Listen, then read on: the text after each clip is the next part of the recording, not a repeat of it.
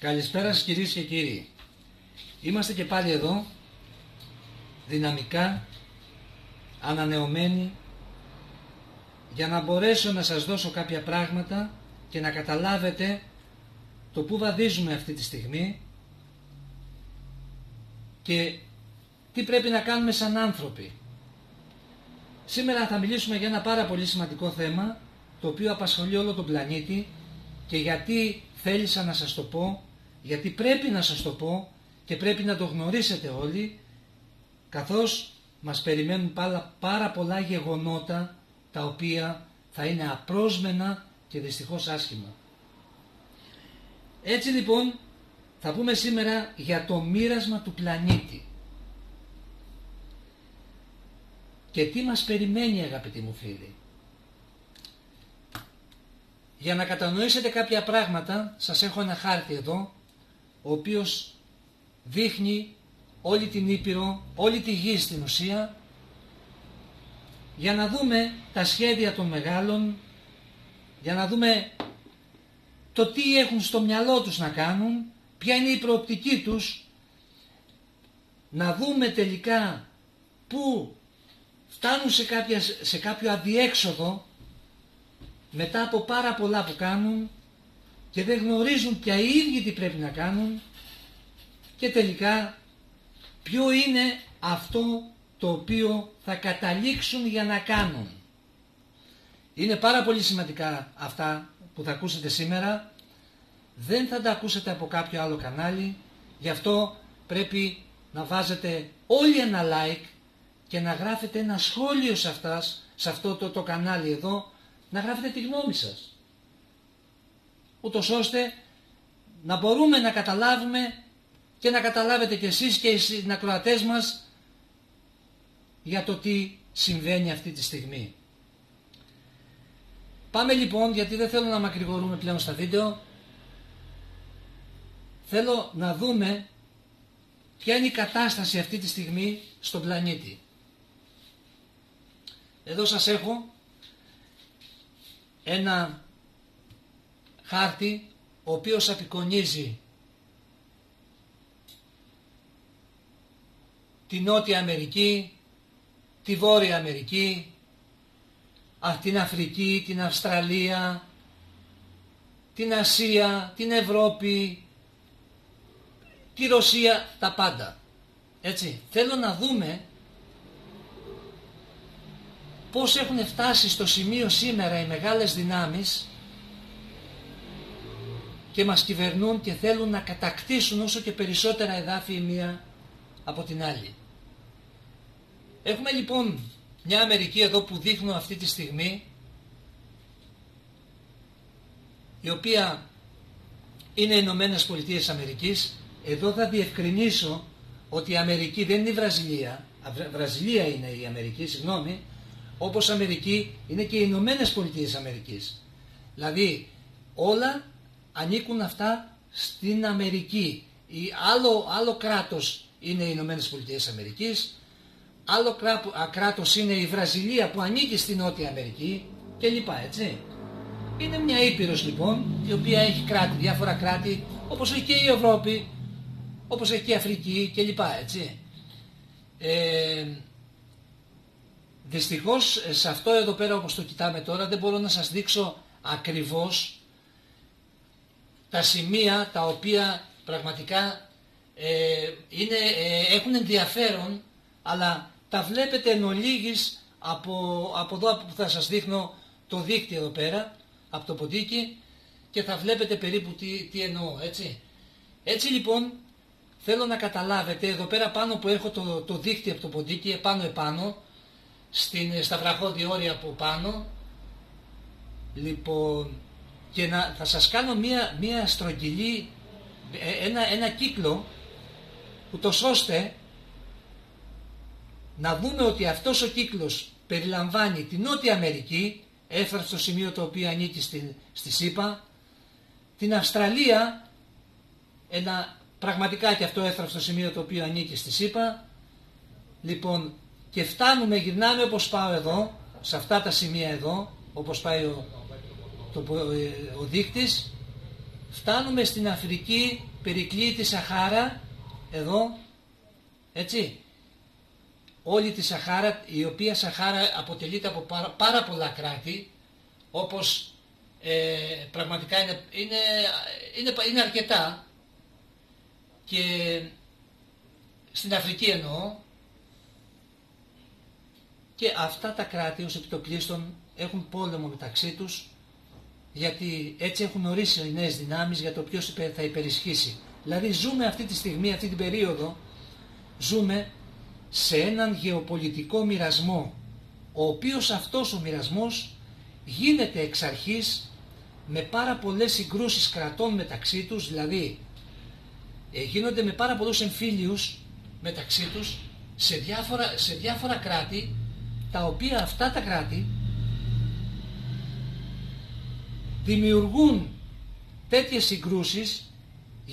Γιατί μπαίνοντας μέσα εκεί δυνάμεις όπως είναι η Αμερική, η Ρωσία και άλλες δυνάμεις που εμείς δεν τις γνωρίζουμε, γιατί τις βγάζουμε εκτός, θα τις πούμε πιο κάτω, για να μπορέσουν να πάρουν αυτό το κράτος με το μέρος τους και οπότε να είναι δικό τους έδαφος.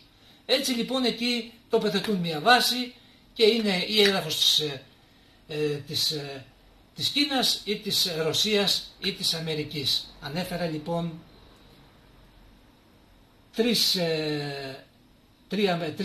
τρία μεγάλα κράτη, τα οποία αυτή τη στιγμή έχουν στα χέρια τους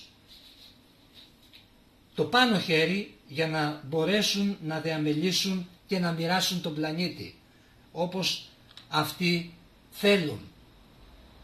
Έτσι λοιπόν, αν το πάρουμε αυτό το κύκλο, θα δούμε ότι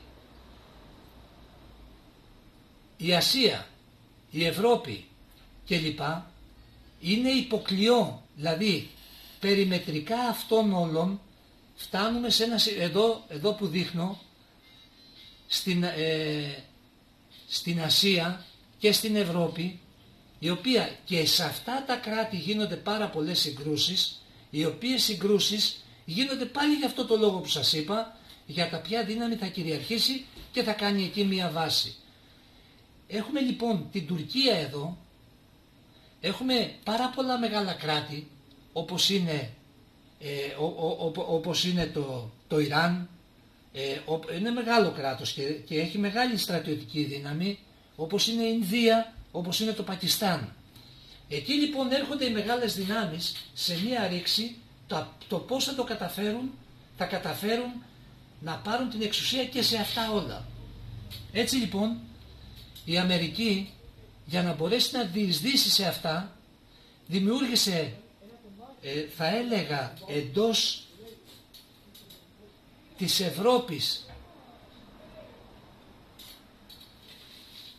της Ευρώπης και προς την Αραβική Χερσόνησο, δημιούργησε ένα κράτος το οποίο θα μπορεί να ελέγχει πάρα πολλά σημεία, άλλα κράτη σε αυτό το σημείο που βρίσκεται. Δηλαδή, με λίγα λόγια, το Ισραήλ είναι αυτό το κράτος, το οποίο στην ουσία τι είναι? Ένα μεγάλο στρατόπεδο της Αμερικής, και ετοιμάζεται πάντα σύμφωνα με τα θέλω της Αμερικής για να κατακτήσει ένα κράτος ή και να κάνει οτιδήποτε. Έτσι. Όλο αυτό το σκηνικό που σας λέω, αγαπητοί μου φίλοι, ξεκίνησε από πότε? Από τότε με τον Ομπάμα, που εμείς το ζήσαμε σαν πιο μεγαλύτεροι, ο οποίος θα έλεγα ότι γκρέμισε τους δύο πύργους στην Αμερική και έκανε αυτό το τρομοκρατικό χτύπημα. Προφανώς το έκανε αυτό, δεν ξέρουμε όμως ποιος χρηματοδότησε το όλο αυτό εγχείρημα για να γίνει αυτό, και μετά από αυτό τι ξεκίνησε? Ξεκίνησε λοιπόν η εκστρατεία της Αμερικής να υποτάξει τα υπόλοιπα κράτη, όπως συμβαίνει αυτή τη στιγμή. Συνέβη την εποχή τότε με το Ιράκ, υπόταξε το Ιράκ σαν χώρα, αλλά δεν φτάνει όμως αυτό. Για να μπορέσει να γίνει αυτή η παγκόσμια δύναμη του πλανήτη, έπρεπε, αγαπητοί μου φίλοι, να υποτάξει τη Ρωσία. Έτσι λοιπόν, εφόσον Έγινε όλο αυτό, μετά ήρθε λοιπόν η πτώση του τείχους, φέρανε τον Γκορμπατσόφ, τα διέλυσε κι αυτός, πούλησε τη Ρωσία όλη, έδωσε πάρα πολλά στους Αμερικάνους κλπ. Και οι Αμερικάνοι τότε ετοιμαζόντουσαν εύκολα πλέον να μπουν και να αλώσουν την περιοχή. Όμως για δείτε όμως εδώ, δείτε λοιπόν ότι η Ρωσία είναι ένα τεράστιο κράτος, δεν είναι μικρό και πραγματικά θα έλεγα ότι είναι η μεγαλύτερη ήπειρος, είναι σχεδόν η μεγαλύτερη ήπειρος, το μεγαλύτερο θα έλεγα κράτος στη γη αυτή τη στιγμή, το οποίο είναι εδώ, σε αυτές τις περιοχές εδώ. Εδώ και φτάνει μέχρι εδώ πέρα, είναι τεράστιο, λοιπόν, και φτάνει και μέχρι εδώ, γυρνάει δηλαδή, έτσι, είναι μεγάλο. Έτσι φτάσαμε στο σημείο, σας τα λέω όλα αυτά γιατί για να καταλάβετε πρέπει να σας πω κάποια πράγματα. Φτάσαμε στο σημείο λοιπόν η Ρωσία να γίνει μια φτωχή χώρα και ευάλωτη σε όλες τις δυνάμεις, ειδικά στην Αμερική που ήθελε να κυριαρχήσει σε όλη τη γη.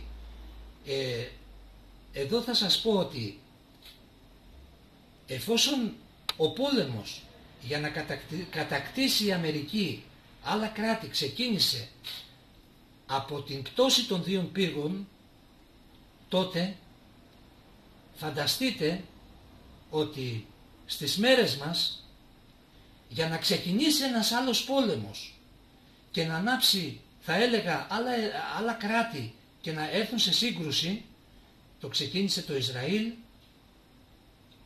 με διάφορους που έβαλαν εκεί δεν ξέρω τι, να απαγάγουν ανθρώπους, να τους παιδεύουν τους ανθρώπους για να κάνουν αυτοί τα δικά τους κόλπα. Έτσι λοιπόν ξεκίνησε ένα άλλο, θα έλεγα, μια άλλη αιστεία πολέμου σε αυτό το σημείο, είναι το σύστημά τους αυτό και φυσικά οι Ισραηλινοί κάνουν ό,τι τους πουν οι Αμερικάνοι. Είναι ένα κράτος αμερικάνικο το οποίο είναι στρατιωτικό κράτος και όπως είναι όντως, έτσι, σκεφτείτε το λίγο.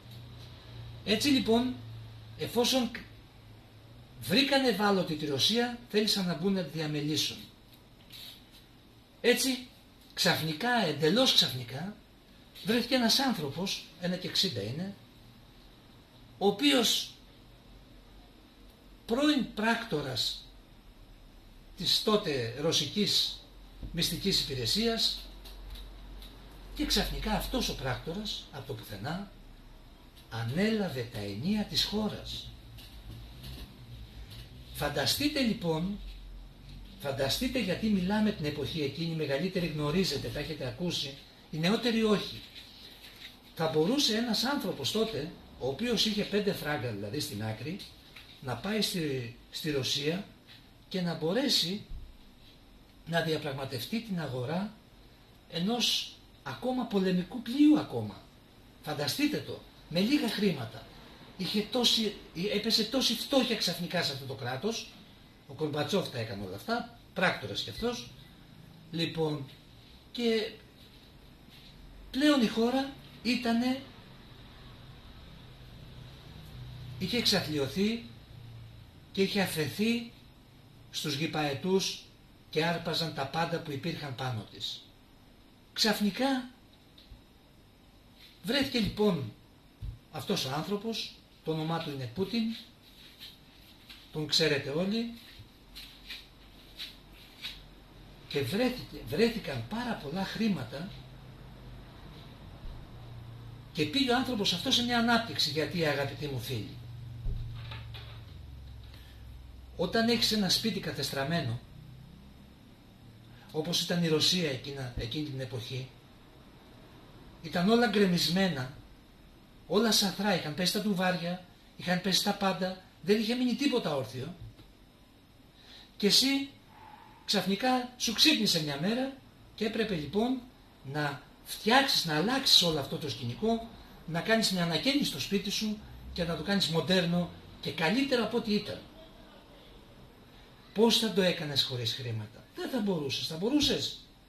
Έτσι λοιπόν ο Πούτιν, σαν ένας πράκτορας ΚΑΚΕΜΠΕ που ήταν, μπορούσε να ανοικοδομήσει όλη τη Ρωσία και να τη φέρει σε τεράστια ανάπτυξη, χωρίς χρήματα, χωρίς ένα ρούβλι? Φυσικά και ήταν αδύνατον. Έτσι. Κάποιοι λένε ότι αυτό έγινε με την εξαγωγή των πρώτων υλών που διέθετε η Ρωσία, καύσιμα και ήδη ξέρετε αυτά τα οποία είναι χρήσιμα στους ανθρώπους, γιατί έχουν να κάνουν με την ενέργεια κλπ. Όμως αυτό δεν φτάνει μέσα σε 1-2 χρόνια ξαφνικά να βρεθεί τόσο πλεόνασμα χρημάτων και να φτάσει στο σημείο ούτως ώστε να γίνει υπερδύναμη η Ρωσία. Όχι φυσικά. Σήμερα λοιπόν θα σας πω ότι αυτό ξεκίνησε από μια χώρα η οποία είναι μικρή, πραγματικά μικρή, αλλά στην ουσία έχει πάρα πολύ χρήμα.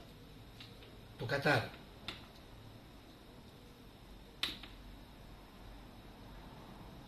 Έχω την εντύπωση ότι ο Πούτιν από το Κατάρ πήρε πάρα πολλά χρήματα.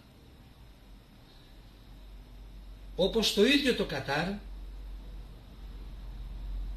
στις 17 Τετάρτου 25, σύμφωνα με τις δημοσιεύματα του τύπου, υπέγραψε επενδυτική συμφωνία με τη Ρωσία ύψους 2 δις. Το ίδιο το Κατάρ το 2022 έδωσε 2 δις χρηματοδότηση στη Τουρκία. 10 δις, 10 δις. Το 2022, νομίζω το θυμάστε, έτσι.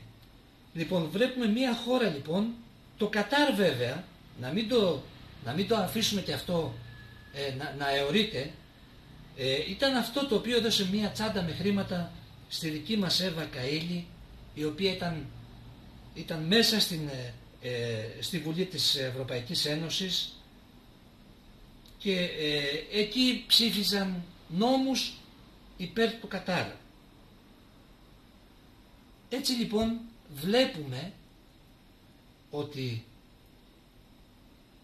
αυτό το κράτος εισχωρεί πολύ βαθιά μέσα στα υπόλοιπα κράτη, έτσι εισχώρησε και στη Ρωσία, με αντάλλαγμα φυσικά όχι να πάρει τη Ρωσία και να κάνει ό,τι θέλει, απλά να σταματήσει την επέλαση των Αμερικάνων της Ηνωμένες Πολιτείες Αμερικής. Έτσι, αυτό πιστεύω ότι το έχουν καταφέρει σε ένα σημείο, όμως εδώ αυτή τη στιγμή έχουμε και άλλα θέματα, γιατί να πούμε λοιπόν ότι, να υποθέσουμε μάλλον, ότι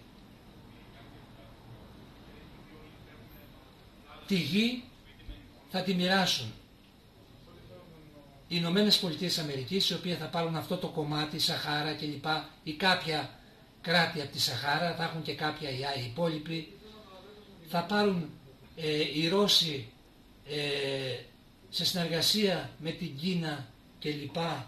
Οι Ρώσοι ξεχωριστά θα αναλάβουν τις γύρω περιοχές που βρίσκονται και ίσως έχουν και την Τουρκία κάτω από τη σημαία τους. Όμως εδώ υπάρχει ένα θέμα, θα το συζητήσουμε αυτό με την Τουρκία, τεράστιο θέμα, αλλά υπάρχουν όμως και άλλα πάρα πολλά κράτη τα οποία θα πρέπει να ενωθούν ή με την, εκεί θέλω να καταλήξω, ή με τις Ηνωμένες Πολιτείες, ή να ενωθούν με τη Ρωσία, ή να ενωθούν με την Κίνα. Θέλησαν κάποιοι να κάνουν τα Ηνωμένα Αραβικά Εμιράτα, τη μουσουλμανική αδελφότητα δηλαδή κλπ, να ενωθούν όλοι οι μουσουλμάνοι, όλα τα μουσουλμανικά κράτη, για να φτιάξουν και αυτοί κάτι ξεχωριστό. Αυτό όμως είναι φοβερά απίθανο να συμβεί, Γιατί η Τουρκία ανήκει στην Ευρώπη. Μην ξεχνάτε ότι όλα τα σημεία τα περισσότερα σημεία από την Τουρκία τα έχει κατακτήσει από τους αρχαίους ημών προγόνους και φυσικά είναι ευρωπαϊκά εδάφη.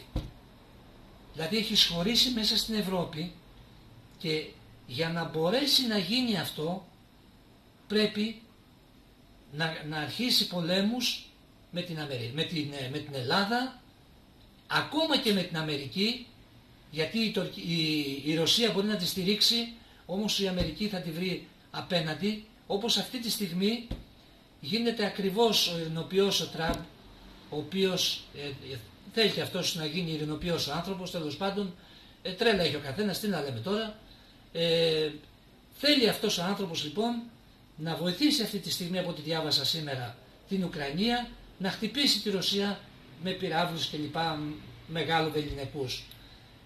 Οπότε βλέπουμε λοιπόν ότι προσπαθούν, αλλά στην ουσία δεν προσπαθούν, δεν μπορούν να το κάνουν το σχέδιό τους αυτό. Δεν τους βγαίνει. Γιατί? Οπότε εφόσον λοιπόν δεν τους βγαίνει ένα σχέδιο, θέλησαν από την αρχή αυτή να φέρουν εις πέρας το πρώτο σχέδιο που κάποιος από αυτούς, προφανώς από τους Αμερικάνους είχε πει, να φέρουν τον πληθυσμό της γης γύρω στα 500 εκατομμύρια. Αυτό ήταν συνεννοημένοι και οι Ρώσοι και άλλοι, να ξέρετε, δεν το έκαναν οι Κινέζοι, το έκαναν όλα τα κράτη, γιατί με αυτόν τον τρόπο θα μπορούσαν, σας λέω, να μειώσουν τον πληθυσμό, οπότε για να καταλάβουν τα εδάφη και να κάνουν μια ενιαία ήπειρος, να το πω ο καθένας, το οποίο θα υπήρχαν τα κράτη με το όνομά τους, αλλά θα δούλευαν όλα αυτά για το κάθε μεγάλο κράτος που θα τους έκανε κουμάντο, και αυτό θα γίνει στο τέλος, αν θα γίνει. Και αυτό δεν έγινε, γιατί προφανώς με τα εμβόλια, με όλο αυτό το οποίο συνέβη με τον κορονοϊό, δεν το έφεραν ως αποτέλεσμα, παρόλο που με τον κορονοϊό ζούμε ακόμα, θα έλεγα, τις επιπτώσεις αυτού με τα διάφορα, με τους καυνικούς θανάτους που γίνονται. Έτσι λοιπόν, αγαπητοί μου φίλοι, για να τελειώσουμε, θέλω να σας πω το εξής.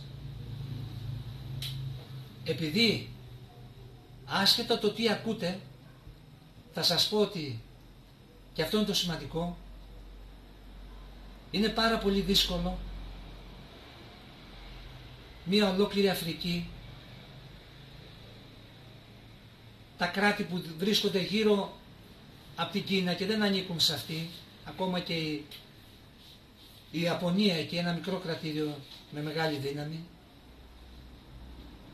είναι φοβερά δύσκολο αυτό τα κράτη να μπορέσουν όχι να έχουν την υποταγή τους, να έχουν μια κοινή άμυνα, όπως θέλει να κάνει η Ευρωπαϊκή Ένωση, μια κοινή άμυνα, και η Ευρωπαϊκή Ένωση αυτό θέλει να κάνει αυτή τη στιγμή. Έχει έρθει το μοίρασμα των χωρών. Για να γίνει όμως αυτό που θέλει η Ευρωπαϊκή Ένωση, και αυτό είναι φοβερά δύσκολο, για να γίνει αυτό που θέλει η Αμερική είναι φοβερά δύσκολο. Η Ρωσία δεν θέλει να γίνει υπερδύναμη, θέλει απλά να σταματήσει την επέλαση των ΗΠΑ να μπορέσουν να κυβερνήσουν όλο τον πλανήτη. Βλέπουμε όμως ότι ο Τραμπ, ο οποίος κυβερνάει αυτή τη στιγμή τις ΗΠΑ, είναι ένας άνθρωπος ο οποίος καταδιώκεται ακόμα και από αυτόν που χρηματοδοτούσε λοιπόν την Αμερική, και όπως βλέπουμε μέσα στην Αμερική φέρνει το χάος σε διάφορες πόλεις και κατεβάζει ο ειρηνοποιός, κατεβάζει το στρατό του μέσα στις μεγάλες πόλεις κλπ. Αν αυτό συνεχιστεί, και οι μουσουλμάνοι που βρίσκονται παντού στην Ευρώπη και σε όλη τη γη θα αρχίσουν τα πιάτσικα.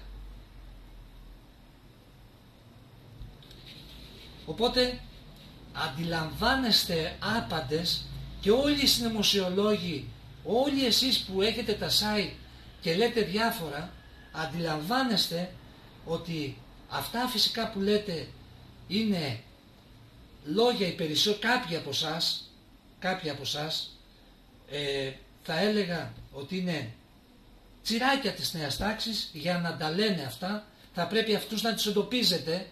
Γι' αυτό θέλω like και στήριξη σε αυτό το κανάλι, για να μπορέσουμε να αποκτήσουμε μια δύναμη εν τέλει και να μπορέσει η πραγματική φωνή να ακουστεί και για το τι συμβαίνει. Γιατί αν εμείς γνωρίζουμε το τι συμβαίνει, θα το γνωρίζουν και οι επόμενοι. Ίσως κάτι γίνει και σταματήσει οτιδήποτε έχουν στο μυαλό τους. Γιατί αυτό που έχουν στο μυαλό τους δεν είναι καλό, αγαπητοί μου φίλοι. Πραγματικά σας λέω. Αφήστε το σχολείο σας από κάτω, να κάνουμε και εκεί μία συζήτηση. Όμορφη όμως, χωρίς λόγια τα οποία δεν είναι όμορφα. Έτσι λοιπόν, είναι αδύνατον αυτό το πράγμα να συμβεί. Είναι αδύνατον, όπως και να το πιάσεις, δεν τους βγαίνει τώρα το θέμα. Δεν μπορούν να το κάνουν. Βλέπουμε και τον ίδιο τον Τραμπ, ο οποίος αυτή τη στιγμή έχει πόλεμο από αυτούς που χρηματοδοτούσαν την Αμερική. Και μάλιστα ο ίδιος βγήκε και είπε για το Σόρο, τον έβρισε κιόλας και λοιπά και στράφηκε εναντίον του, έτσι. Δεν θα μας διαλύσει, λέει, τη χώρα. Και τους χρησιμοποίησε άσχημα λόγια για αυτόν. Οπότε δεν θέλει πολύ να γυρίσει το μυαλό τους, αγαπητοί μου φίλοι, ακούστε με πάρα πολύ προσεκτικά. Και να φέρουν όλοι αυτοί αυτό που κάνουν, το έχω πει από την αρχή, είναι ένα σύστημα για να φέρουν όλοι αυτοί, δηλαδή μιλάω όλοι αυτοί, τι λέω, Ηνωμένες Πολιτείες, Κίνα, Ευρώπη, να ξέρετε, η Ευρώπη είναι το αγκάθι του πλανήτη, να το ξέρετε αυτό, από εκεί ξεκινάνε όλα και από εκεί ξεκινήσαν όλα.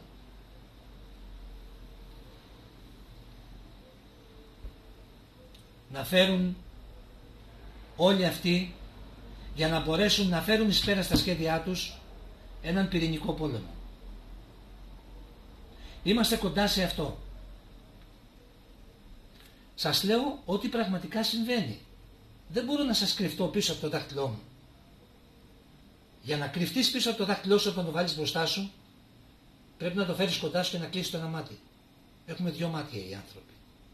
Δεν μπορείς λοιπόν να κρυφτείς επουδενή. Όταν είσαι μονόφθαλμος βλέπεις από την μια πλευρά, δεν βλέπεις από την άλλη.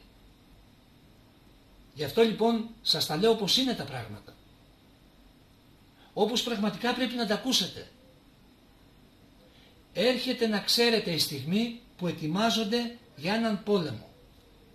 Δεν μπορεί να τα καταφέρει ούτε η Τουρκία, βλέπουμε τη Συρία τη διαμέλυσαν, την έδωσαν στους Αμερικάνους, οι Τούρκοι μπήκαν μέσα, οι Ισραηλοί θέλουν να την πάρουν, γίνεται ένα μπάχαλο. Αυτό, εάν συνεχιστεί, θα ζούμε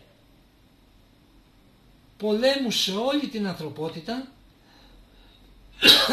χωρίς κανένα αποτέλεσμα.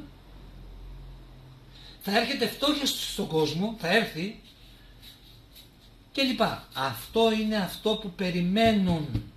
Μην ακούτε ότι σας λένε στις δημοσιολόγοι ότι θα έρθει οικονομικό κράχ και λοιπά. Θα έρθει και αυτό, γιατί θα είναι η συνέπεια των όσων κάνουν. Καταλάβατε? Κάθε χρόνο μας λένε για οικονομικό κράχ. Αυτό γίνεται πολλά χρόνια.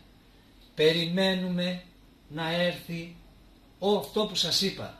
Ετοιμάζονται να ρίξουν, αν όχι πυρηνικά όπλα, να ρίξουν όπλα τεράστιας ισχύς, τα οποία είναι καταστροφικά. Δυστυχώς όμως αυτοί όλοι, θα σας πω κάτι το οποίο μόνο από εδώ θα το ακούσετε, και δεν είναι λόγια του αέρα. Δεν γνωρίζουν κάτι το οποίο δεν το ξέρει κανείς αυτή τη στιγμή. Μόνο εσείς που ακούτε αυτό το κανάλι. Γι' αυτό λοιπόν θέλω τα δικά σας σχόλια.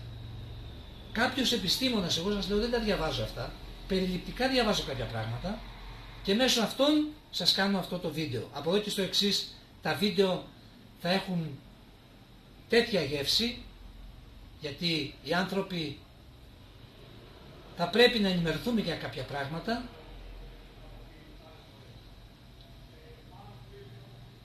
και πρέπει λοιπόν να γνωρίζουμε την αλήθεια σε πάρα πολλά θέματα, έτσι.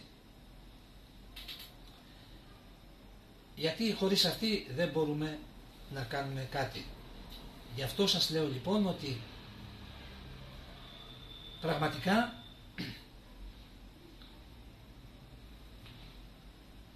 έρχονται πάρα πολλά πράγματα. Εμείς πρέπει να είμαστε προετοιμασμένοι γι' αυτό, και αυτό το οποίο θα ακουστεί αυτή τη στιγμή είναι φοβερό, είναι η αλήθεια όμως. Έχουν εντοπίσει κάποιοι επιστήμονες να πλησιάζει ένα αντικείμενο τη γη. Αυτό δεν είναι ούτε διαστημόπλιο που μας λένε κάποιοι, ούτε οτιδήποτε σκάφος που θα έρθει, ούτε οτιδήποτε άλλο. Αν περιέχει κάποια μέταλλα, και ένας βράχος περιέχει μέταλλα. Έτσι. Μην το ξεχνάμε αυτό. Μην ακούτε αυτούς τους πληρωμένους που σας λένε κάποια πράγματα. Στη γη γίνονται πάρα πολλά πράγματα και εντός της γης και έξω από τη γη, τα οποία αυτά θα φέρουν σε ισχύ τα φυσικά φαινόμενα, θα ανεβάσουν την ισχύ των φυσικών φαινομένων.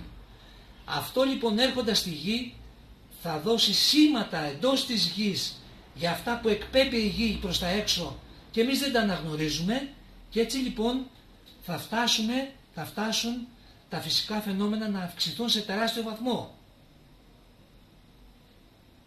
Αυτό δεν το ξέρουν, που σας λέω, ούτε οι επιστήμονες και η NASA και όποιοι αυτοί ασχολούνται με το διάστημα. Οπότε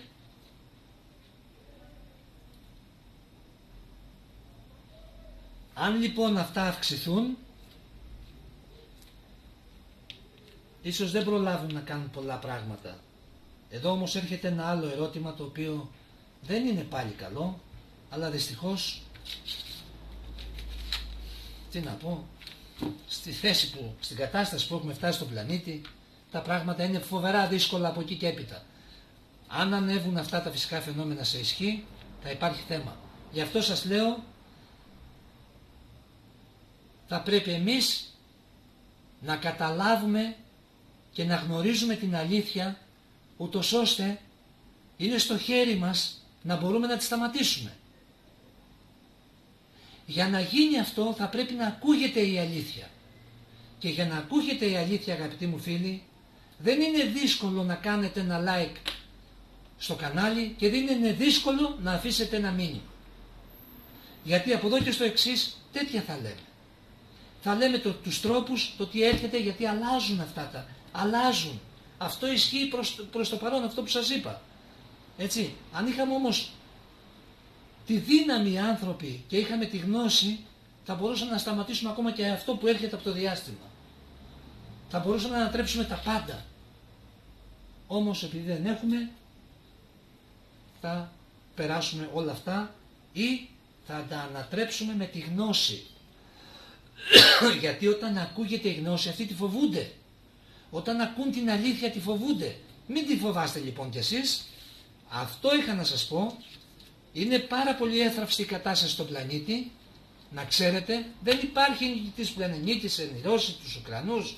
Αν ήθελε η Ρωσία να πάρει την Ουκρανία, σας πληροφορώ, την έπαιρνε μέσα σε 2 μέρες. Είναι σχέδιο αυτό το οποίο κάνουν. Και σας το λέω εδώ και πολύ καιρό, Και φυσικά, επειδή αλλάξαμε τρόπο το οποίο θα μεταδίδουμε αυτά τα κανάλια, με άλλο σύστημα, θα πρέπει λοιπόν να καταλάβουμε και να ενωθούμε πάνω σε αυτά. Όχι εδώ, δεν θα ενωθούμε για να δημιουργήσουμε κάτι, θα ενωθούμε για να μπορέσουμε να αμυνθούμε ως άνθρωποι. Να είστε καλά. Καλή συνέχεια σε όλους σας. Είμαι εδώ για να απαντήσω σε οποιαδήποτε απορία σας.